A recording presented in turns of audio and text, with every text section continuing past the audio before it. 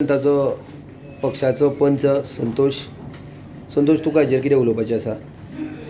Bharatiya Janata party तुमचो आमदार माननीय डॉक्टर प्रमोद सावंत यांच्या माध्यमांच्यान आज पाळी पंचायत पयले फावटी इतल्या वर्सां काँग्रेस पंचायत आसलेली म्हणजे पंचायत आसली पयली आसलेली पण भारतीय जनता पार्टी अजून केन्ना जावन नासली. भारतीय जनता पार्टीची पंचायत जावन नासलेली पयले फावट भारतीय जनता पार्टीची पंचायत जाल्ली आसा.